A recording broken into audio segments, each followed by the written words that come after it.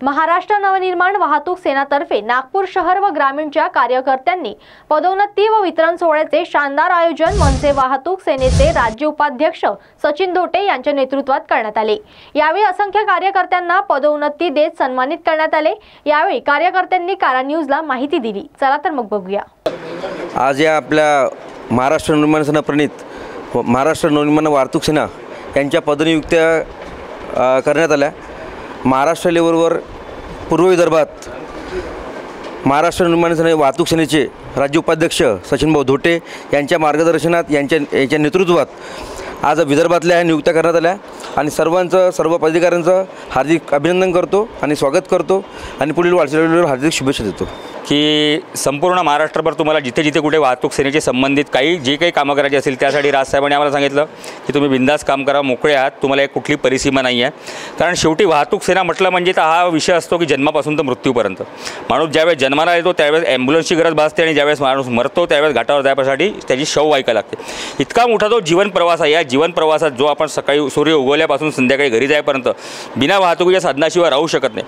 मग या सगळ्या विषयात करत असताना मग या ट्रॅफिक असेल, RTO असेल, नॅशनल हायवे असेल, त्याच्यानंतर तुमचे खड्डे असतील, रस्त्यांचा विषय असेल, ह्या सगळ्या गोष्टींचा सामना तुम्हाला रोज करावा लागतो। ज्यात आपले शाळेत आपले मुलं जातात, आपल्या आई बहिणी रस्त्यात रिक्षामध्ये प्रवासी करतात, काही रिक्षावाले बदमाश असतात तर काही रिक्षावाले प्रामाणिक असतात, काही फायनान्सर लोक इतके चांगले आहेत, काही फायनान्सर लोक बदमाश आहेत ज्यांचा वाहतूकदारांना खूप त्रास होतो। त्यामुळे वाहतूक सेनेची व्याप्ती आणि काम करण्याची जी ही आहे पद्धत आहे ती इतकी मोठी आहे की 365 दिवस जर माणूस प्रामाणिकपणे जर काम करतो म्हटलं तर वाहतूक सेनेत कमी पडत नाही आणि आम्ही दिवसेंदिवस अशाच प्रामाणिकपणे वाहतूकदारांसाठी न्याय हक्कासाठी लढत राहू।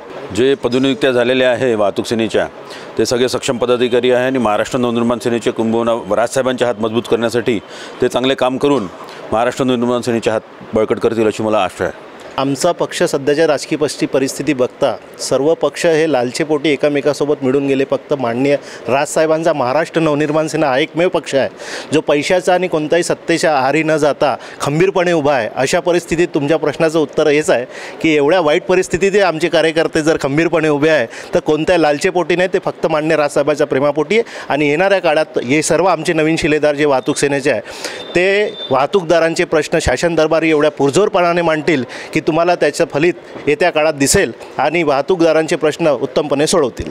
इतरांच्या तुलनेत म्हणजे मनसे हा पक्षच वेगळा आहे। इतरांच्या तुलनेत म्हणजे आता तुम्ही पहा कोण कोणाच्या भोकात जाते हे साहेब सांगतात, ठीक आहे, तसंच ते होऊन आलं। आता कुठला पक्ष एकही पक्ष एक निष्ठावंत राहिलेला आहे का? एक निष्ठावंत राहिलेला आहे का? काँग्रेस तिकडे चालली, शिवसेना तिकडे चालली, शिंदे गट पुन्हा आलं, म्हणजे कोणी कोणाला वोट दिलं हेच लोकांना कळत नाही आहे, जनतेला हेच नाही कळत आहे। फक्त एकमेव राजसाहेबांचा जो पक्ष आहे मनसे हाच एक पक्ष आहे की त्यांनी कोणासोबत अजूनपर्यंत कुठेही हे केलेलं नाही आहे। आमचे राज्य उपाध्यक्ष सचिन धोटे हे वाहतूक सेनेवरती एक 16-17 वर्षापासून काम करत आहे। त्यांनी चांगलं बळकटीचं काम केलेलं आहे आणि समोर अजून पुन्हा करेल हे आम्ही त्यांच्याकडनं आशा बाळगतो।